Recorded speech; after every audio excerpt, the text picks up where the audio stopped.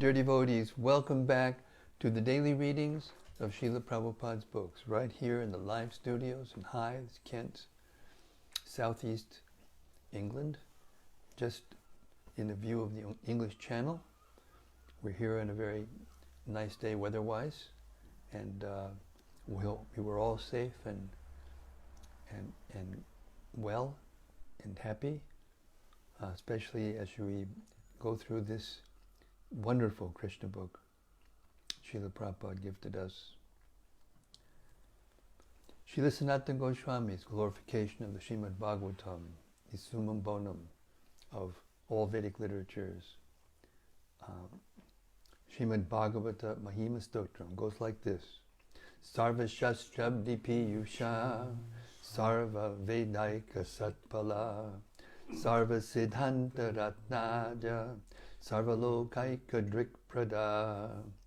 O nectar from the ocean of all scriptures, singular fruit of all the Vedas, rich mine of the precious gems of all conclusive truths, you are the only giver of sight to all the worlds. Sarva Bhagavata Prana, Śrīmad-Bhāgavata Prabho, Kalidvanduditaditya, Sri Krishna Parivartita. O life air of all the Supreme Lord's devotees, O Master, Śrīmad-Bhāgavatam, you are the sun risen in the darkness of Kali. You are the exact image of Sri Krishna. Paramananda Pataya, Premavarshakshadayate, Sarvada Savasevyaya, Sri Krishnaya Namostume. I bow down to you, who are supremely blissful to read. Your every syllable pours down a flood of prema. You can always be served by everyone. You are Sri Krishna himself. Madeka Bando Matsangin, Madguro Mad Mahadana, Mad Nistadaga Mad Bhagya, Mad Ananda Namostute. My only friend, my constant companion, my spiritual master, my great wealth, my savior, my good fortune, my source of ecstasy, I bow down to you. Asadhu sadhutadayin atini chochatakada hanamunchagadachin mam premna ritkantayospuda. O bestower of saintliness to the unsaintly, O exalter of the most fallen, please never leave me. Always appear in my heart and my voice with pure love. Om Namo Bhagavate Vasudevaya. Om Namo Bhagavate Vasudevaya. Om Namo Bhagavate Vasudevaya. All right. We reached chapter 50. More than halfway through the 10th canto already. Amazing. Krishna erects the Dvārakā fort.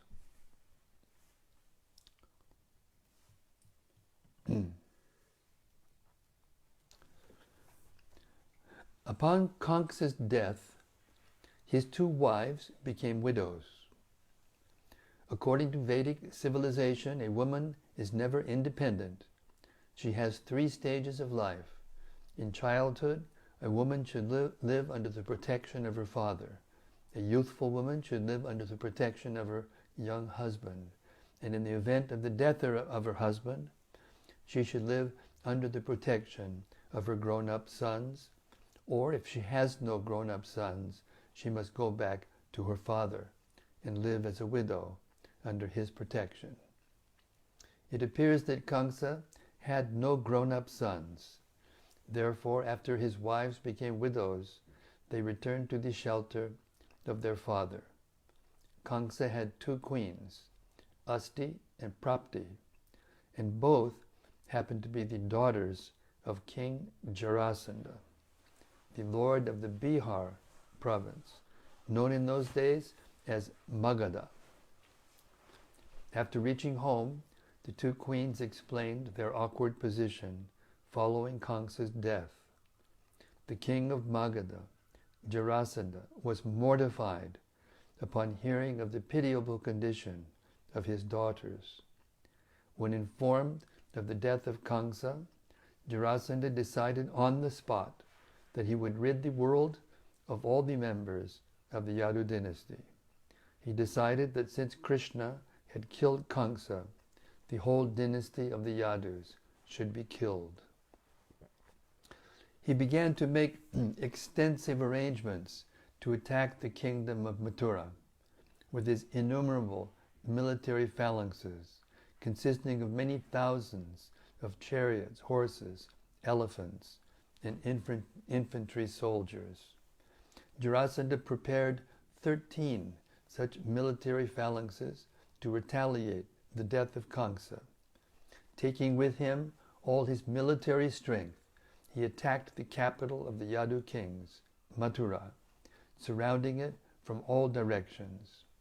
Sri Krishna, who appeared like an ordinary human being, saw the immense strength of Jarasandha, which appeared like an ocean about to cover a beach at any moment. He also perceived that the inhabitants of Mathura were overwhelmed with fear, and he began to think within himself about his mission as an incarnation and how to tackle the present situation before him. He thought that since he was not going to conquer the kingdom of Magadha, to kill the king of Magadha, named Jarasandha, was useless. His mission was to diminish the overburdening population of the whole world. Therefore, he took the opportunity to face so many men, chariots, elephants, and horses. The military strength of Jarasandha had appeared before him, and he decided to kill the entire force of Jarasandha so that he would go back and reorganize his military strength. Only Krishna could think like that. While Lord Krishna was thinking in that way, 2 beautiful chariots, fully equipped with drivers, weapons, flags, and other paraphernalia, arrived for him from outer space. You don't want to mess with Krishna. No, not a good idea.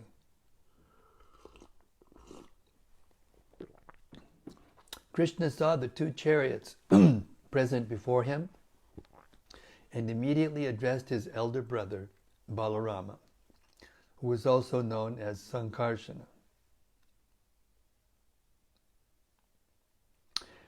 My dear elder brother, best among the Aryans, you are the Lord of the universe, and specifically you are the protector of the Yadu dynasty. The members of the Yadu dynasty sent great danger before the soldiers of Jarasandha, and they are very much aggrieved. Just to give them protection, your chariot is also here, filled with weapons. I request you to sit on your chariot and kill all these soldiers, the entire military strength of the enemy. The 2 of us have descended to this earth just to annihilate such unnecessary bellicose forces and give protection to the pious devotees. So we have the opportunity to fulfill our mission. Please, let us execute it. Thus, Krishna and Balarama, the descendants of Dashara, decided to annihilate the 13 military companies of Jarasandha. After equipping themselves with military dress, Krishna and Balarama mounted their chariots. Krishna rode the chariot of which Dvārakā was the driver. With a small army, they came out of the city of Mathura, blowing their respective conch shells. Curiously enough, although the other party was equipped with greater military strength, when they heard the vibration of Krishna's conch shell, their hearts were shaken. When Jarasandha saw Balarama and Krishna, he was a little bit compassionate because they happened to be related to him as grandsons. He specifically addressed Krishna as Purushadhama, meaning the lowest among men. Actually, Krishna is known in all the Vedic scriptures as Purushottama. But great scholars have determined the true meaning of the word Purushadhama to be one who makes all other personalities go downward. Actually, no one can be equal to or greater than the Supreme Personality of Godhead. Jarasandha said, "It will be a great dishonor for me to fight with boys like Krishna and Balarama." Because Krishna had killed Kṛṣṇa, Jarasandha specifically addressed him as the killer of his own relatives. Kṛṣṇa had killed many of his own nephews, yet Jarasandha did not take notice. But because Krishna had killed his maternal uncle, Kṛṣṇa, Jarasandha tried to criticize him. That is the way of demoniac dealings. Demons do not try to find their own faults or those of their friends, but try to find faults of their enemies. Jarasandha also criticized Krishna for not even being a Kshatriya. Because he was raised by Maharaj Nanda, Krishna was not a Kshatriya, but a Vaishya. Vaishyas are generally called Guptas, and the word Gupta can also be used to mean hidden. So Krishna was both hidden and raised by Nanda Maharaj. Jarasandha accused Krishna of 3 faults: that he killed his own maternal uncle, that he was not even a Kshatriya, and that he was hidden in his childhood. And therefore Jarasandha felt ashamed to fight with him. Next he turned toward Balarama and addressed him. "You, Balarama, if you like, you can fight along with him, and if you have patience, then you can wait to be killed by my arrows. Thus you can be promoted to heaven." It is stated in the Bhagavad Gita that a Kshatriya can benefit in either of 2 ways while fighting. If a Kshatriya gains victory in the fight, he enjoys the results of victory. But even if killed, he is promoted to the heavenly kingdom. After hearing Jarasandha speak in that way, Krishna answered, "My dear king, Jarasandha, heroes do not talk much. Rather, they show their prowess. Because you are talking a great deal, it appears that you are assured of your death in this battle. We do not care to hear you any longer, for it is useless to hear the words of a person who is going to die or of one who is very distressed." To fight with Krishna, Jarasandha surrounded him from all sides with great military strength. As the sun appears covered by cloudy air and dust, Krishna, the Supreme Sun, was covered by the military strength of Jarasandha. Krishna's and Balarama's chariots were marked with pictures of Garuda and palm trees, respectively. The women of Mathura all stood on the tops of the houses, palaces, and gates to see the wonderful fight. But when Krishna's chariot was surrounded by Jarasandha's military force and was no longer visible to them, they were so frightened that some of them fainted. Krishna saw himself overwhelmed by the military strength of Jarasandha. His small army of soldiers was being harassed, so he immediately took up his bow, named Shanga. He took his arrows from their quiver, and one after another, he set them on the bowstring and shot them toward the enemy. They were so accurate that the elephants, horses, and infantry soldiers of Jarasandha were quickly killed. The incessant arrows shot by Krishna appeared to be like a whirlwind of blazing fire, killing all the military strength of Jarasandha. As Krishna released his arrows, all the elephants gradually began to fall, their heads severed by the arrows. Similarly, all the horses fell, their necks severed, and the chariots fell also, along with their flags, and the fighters and drivers on the chariots. Almost all the infantry soldiers fell on the field of battle, their heads, hands, and legs cut off.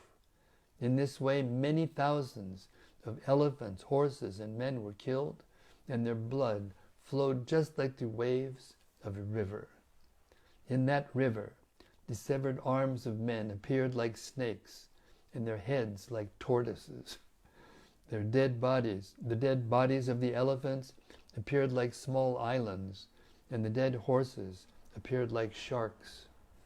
By the arrangement of the Supreme Will, there was a great river of blood filled with paraphernalia. The hands and legs of the infantry soldiers floated just like different kinds of fish. The hair of the soldiers floated like seaweed and moss, and the floating bows of the soldiers resembled waves of the river. And all the jewelry from the bodies of the soldiers and commanders seemed like many pebbles flowing down the river of blood. Lord Balarama, who was also known as Sankarsana, began to fight with his club in such a heroic way that the river of blood created by Krishna overflooded. Cowards became very much afraid upon seeing the ghastly and horrible scene, and heroes began to talk delightedly among themselves about the heroism of the two brothers.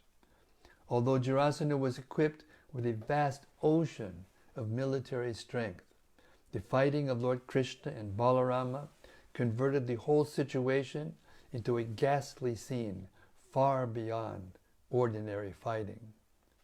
Persons of ordinary merit cannot estimate how it could be possible, but when such activities are accepted as pastimes of the Supreme Personality of Godhead, under whose will everything is possible, then this can be understood. The Supreme Personality of Godhead creates, maintains, and dissolves the cosmic manifestation merely by his will. For him to create such a vast scene of devastation while fighting with an enemy is not so wonderful. And yet, because Krishna and Balarama were fighting with Jarasandha, just like ordinary human beings, the affair appeared wonderful. When all the soldiers of Jarasandha had been killed, and he was the only one left alive, certainly he was very much depressed. Sri Balarama immediately arrested him, and with great strength, just as one lion captures another. But while Lord Balaram was binding Jarasandha with the rope of Varuna and ordinary ropes, also, Lord Krishna, with a greater plan in mind for the future, asked Lord Balaram not to arrest him. Krishna then released Jarasandha. As a great fighting hero, Jarasandha was ashamed, and he decided that he would no longer live as a king, but would resign from his position in the royal order and go to the forest to practice meditation under severe penances, austerities, and penances. As he was returning home with his royal friends, however, they advised him not to retire, but to regain strength to fight again with Krishna in the near future. The princely friends of Jarasandha instructed him that ordinarily it would not have been possible for him to be defeated by the strength of the Yadu kings. The defeat he had experienced was simply due to his ill luck. The princely order encouraged King Jarasandha. His fighting, they said, was certainly heroic. Therefore, he should not take his defeat very seriously, since it was due only to his past misdeeds. After all, there was no fault in his fighting. In this way, Jarasandha, the king of Magadha province, having lost all his strength and having been insulted by his arrest and subsequent release, could do nothing but return to his kingdom. Thus Lord Krishna conquered the soldiers of Jarasandha. Although Krishna's army was tiny in comparison to Jarasandha's, not a pinch of his strength was lost, whereas all of Jarasandha's men were killed. The denizens of heaven were very much pleased, and they offered their respects by chanting in glorification of the Lord and showering him with flowers, accepting the victory with great appreciation. Jarasandha returned to his kingdom, and Mathura city was saved from the danger of imminent attack. The citizens of Mathura organized the combined services of professional singers like Sutas and Magadhas, along with poets who could compose nice songs, and they began to chant the victory glorification of Lord Krishna. When Lord Krishna entered the city after the victory, many bugles, conchas, and kettle drums sounded, and the vibrations of various musical instruments like berries, turyas, venas, flutes, and mridangas all joined together to make a beautiful reception. While Krishna was entering, the whole city was cleansed. All the different streets and roads were sprinkled with water, and the inhabitants, being joyous, decorated their respective houses and shops with flags and festoons. The Brahmanas chanted Vedic mantras at numerous places. The people constructed road crossings and gates at entrances to lanes and streets. When Lord Krishna was entering the nicely decorated city of Mathura in a festive attitude, the ladies and girls of Mathura prepared different kinds of flower garlands to make the ceremony most auspicious. In accordance with the Vedic custom, they took yogurt mixed with fresh green grass and strewed it here and there to make the victory jubilation even more auspicious. As Krishna passed through the street, all the ladies and women regarded him with eyes bright with great affection. Krishna and Balarama carried various kinds of ornaments, jewels, and other booty carefully collected from the battlefield and presented it all to King Ugrasena. Krishna thus offered his respect to his grandfather, because Ugrasena was at that time the crowned king of the Yadu dynasty. Jarasandha, the king of Magadha, besieged the city of Mathura not only once, but 17 times in the same way, equipped with the same number of military phalanxes. Each and every time he was defeated, and all his soldiers were killed by Krishna, and each time he had to return home, disappointed. Each time, the princely order of the Yadu dynasty arrested Jarasandha in the same way, and again released him in an insulting manner. And each time, Jarasandha shamelessly returned home.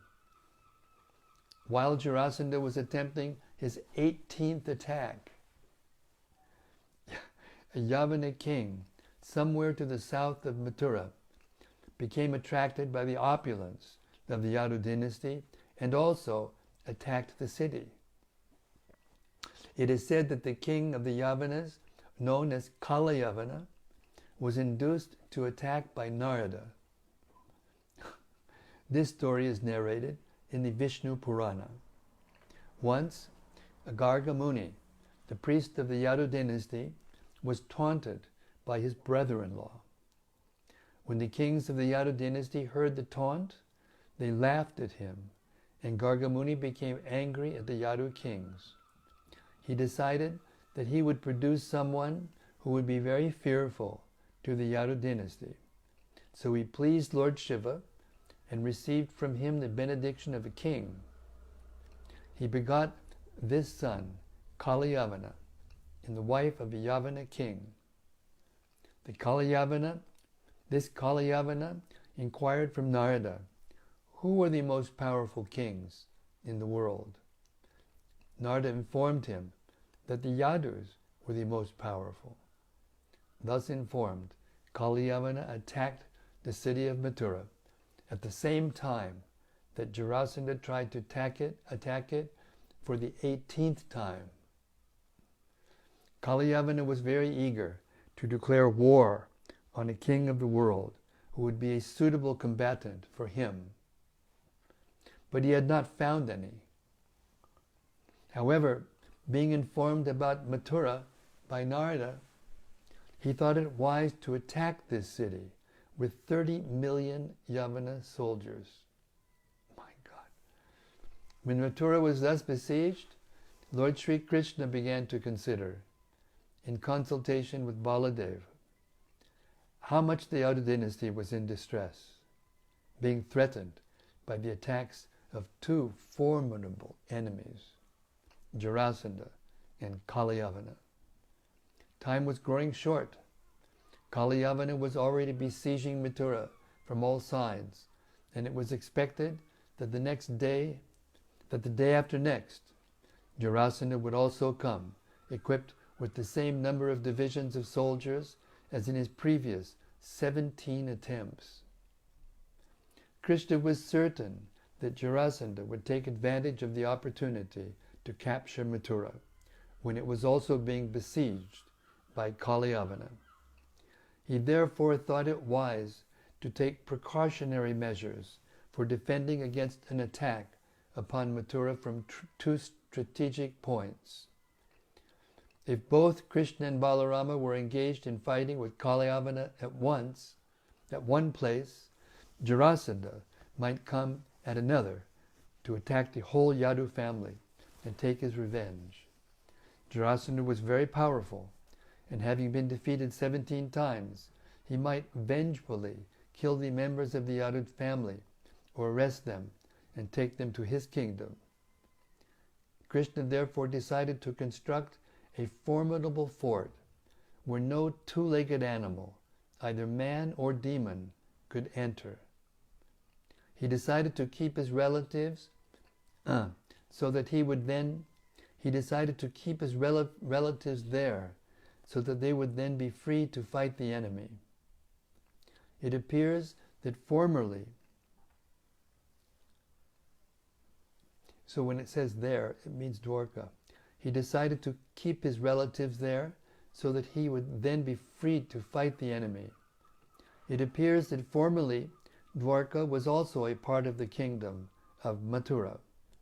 In Śrīmad-Bhāgavatam, it is stated that Krishna constructed the fort in the midst of the sea.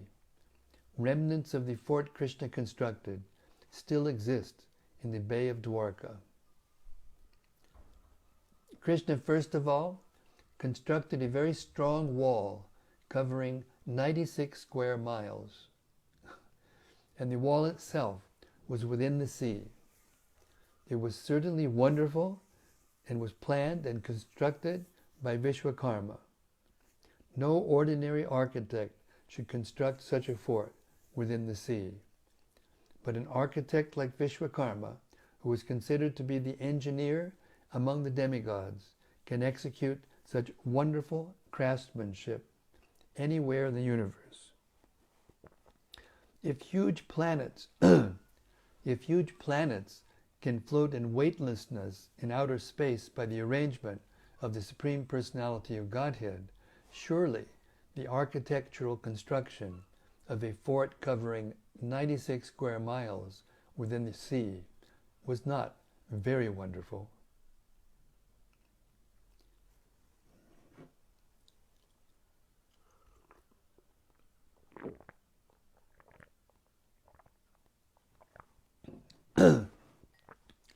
It is stated in Śrīmad-Bhāgavatam that this new, well-constructed city, developed within the sea, had regular planned roads, streets, and lanes.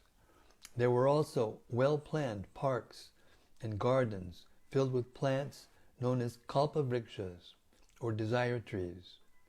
These desire trees are not like ordinary trees of the material world.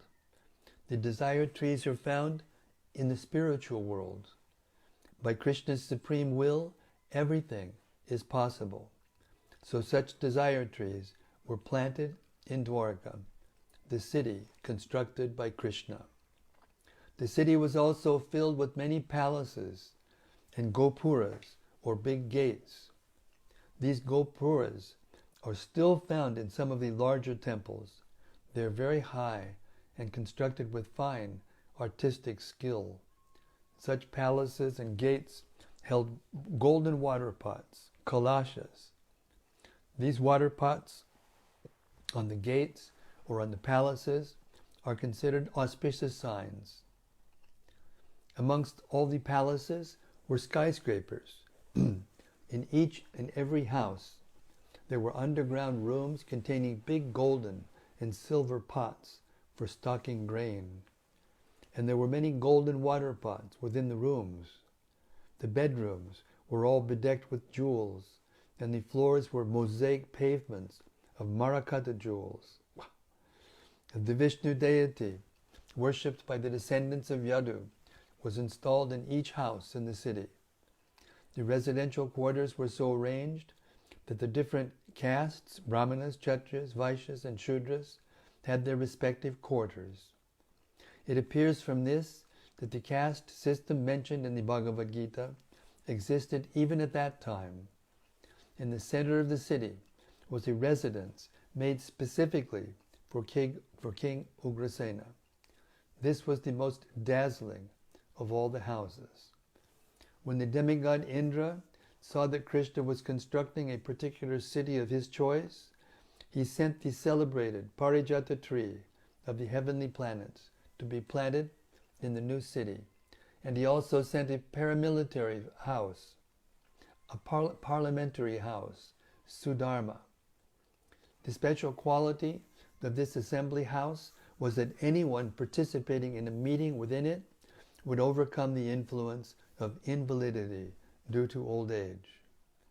The demigod Varuna presented a horse which was all white except for black ears, and which could run at the speed of the mind. Kuvera, the treasurer of the demigods, presented the art of attaining the 8 perfectional stages of material opulence. In this way, all the demigods began to present their respective gifts according to their different capacities. There are 33 million demigods, each entrusted with a particular department of universal management.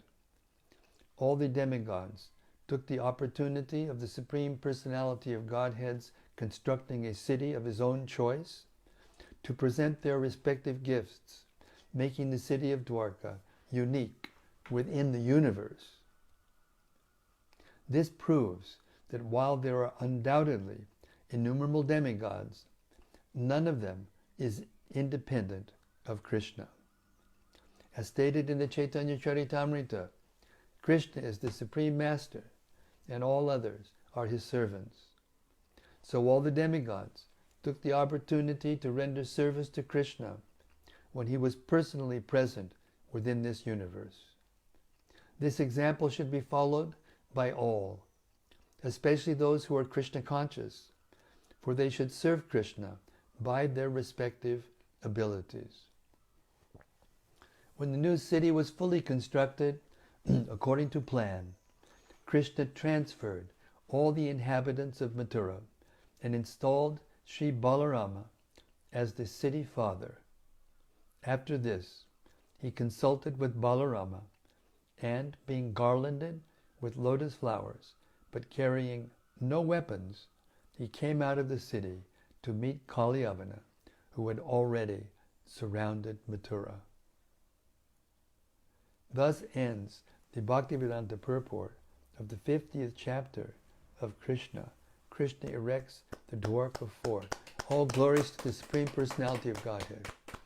All glories to the unlimited capacity of Krishna to fight demons and to construct palaces and to create situations that are the envy of all the demigods. Hare Krishna. Wow. 18 times. Well, 17 times. The 18th. Vyāsadeva didn't quite arrive now, yet.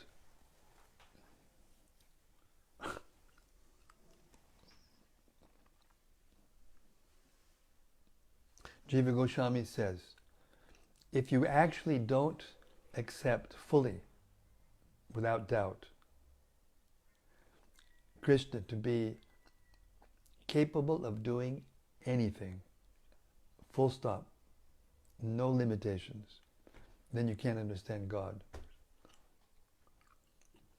So these are not stories, these are historical events, and they happen just as they're described here. Otherwise, the greatest scholars and acharyas of the world would not repeat them with full faith. Okay, we'll stop there. It's exactly 8 o'clock on the dot by Krishna's arrangement. So if there's any points that stood out in your mind, please tell us. Give us your reflections and your discussions.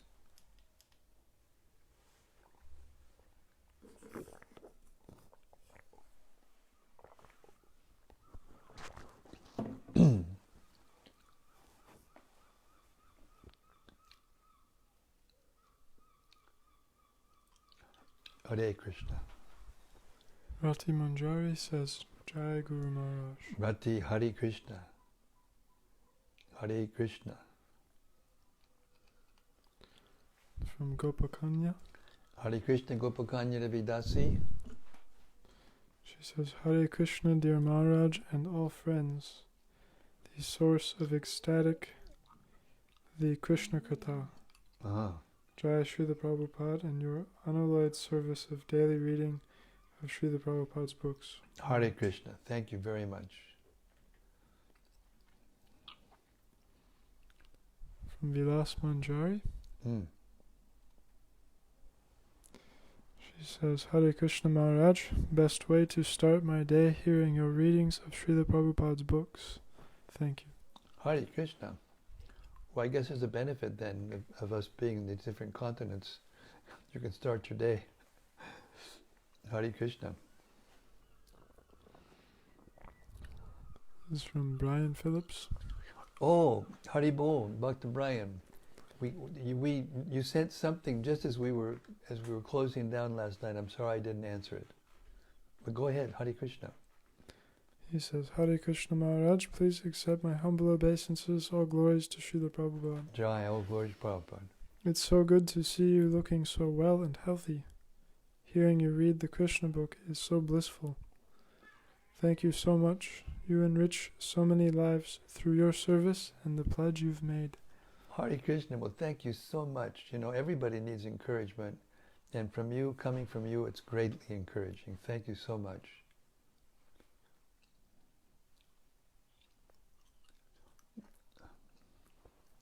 It's from Madana Daha. Madana Daha, Hare Krishna. I owe you a letter. It's in my, it started already. Hare Krishna. He says, Jai Gurudev, please accept my humble obeisances. Hearing Krishna's magnificence fills me with joy to chant his glorious names. Haribo. The correct mentality and response to this hearing. Thank you so much.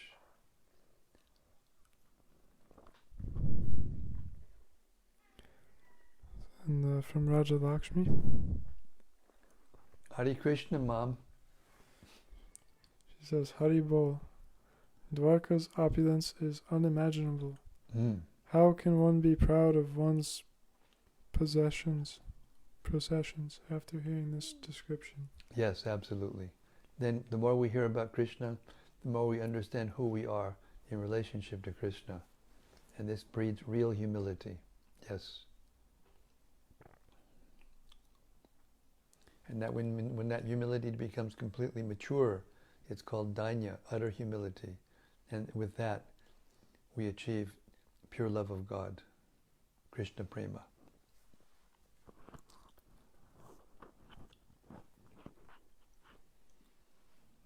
From Daityari Haridas. Daitya Haridas.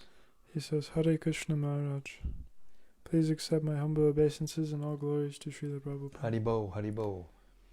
I guess you have to give it to Jarasandha for his determination to keep trying, even if he was trying to do the wrong thing. Would be great to be able to be that determined to serve Krishna without getting disheartened by the setbacks of life. Well, Prabhupada once said that we should be as attached to serving Krishna as the demons are attached to sense gratification. So, in that sense, it's true. It's an analogous example. But, you know, what can I say? Animals are also very persistent. Anyway, Hare Krishna. But we can learn from everyone and everything, that's true. So we should be as determined, yes, in our Krishna consciousness. This is from Anandamurti Devidasi. She says, Jai Guru Maharaj and all assembled devotees, please accept my humble obeisances, all glories to Śrīla Prabhupāda. Thank you so much for every day reading the Krishna book. All glories to the transcendental pastime of the Lord Sri Krishna and Balaram to establish Dvārakā Dham. Haribo, Hare Krishna. A comment from Vilas Manjari. Hare Krishna, Vilas Manjari. She says, I love the way this chapter ends after this wonderful description of Krishna's opulence in creating Dvāraka and in defeating Jarasandha 17 times. He walks out of Mathura to meet Kali Yavana wearing a lotus flower garland and no weapons. Such a nice picture of Krishna's opulence and power. Yes. Supreme opulence.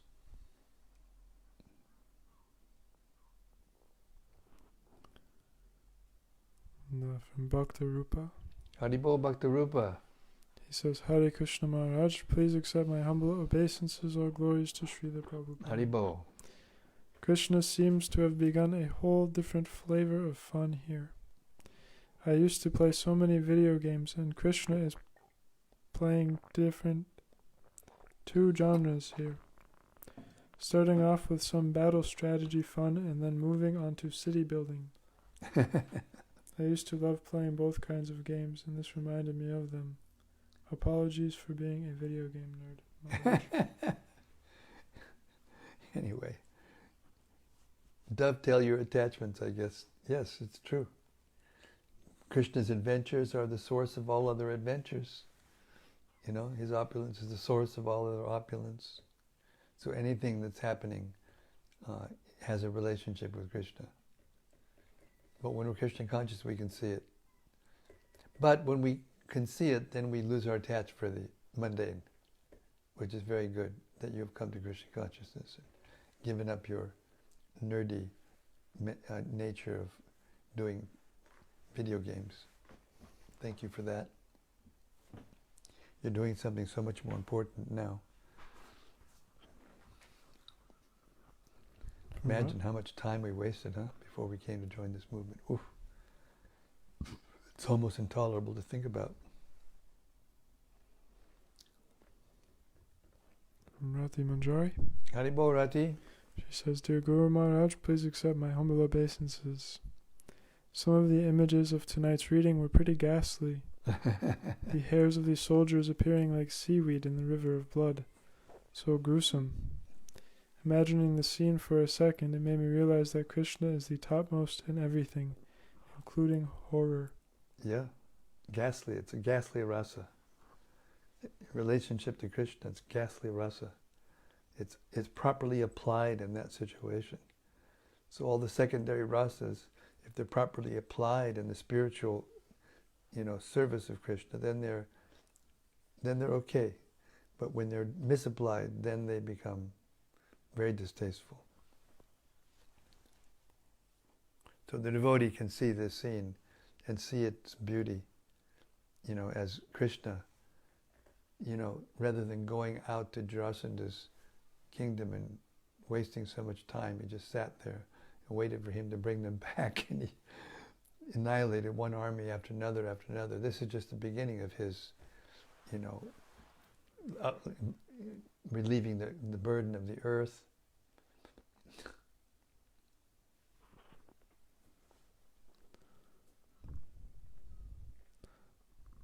She says, I was laughing a little by the determination of stubborn Jarasandha, who, in his anger, was unconsciously serving the desire of the Lord to vanquish the demons from this earth. Exactly. By serving the Lord, phalanx after phalanx of demons. Exactly. And Krishna and Balaram slashing them. Yeah, saving Krishna some trouble.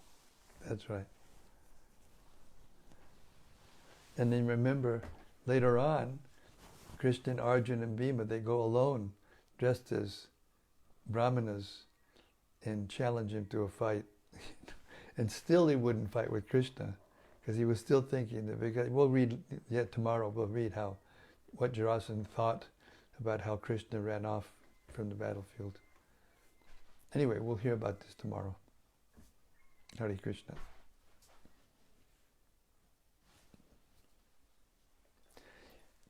Jai Shri Krishna, the Supreme Personality of Godhead, ki Jai. Samaveda Bhaktivedanta ki Jai. Gaur Premanandi Hari Hari Bo. Well, come back tomorrow night, please, and bring everyone you can with you. And please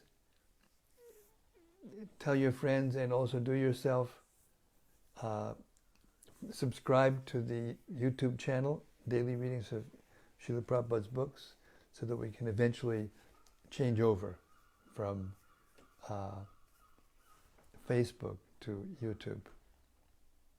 See you tomorrow night for more of the same, transcendental ecstasy that keeps getting better.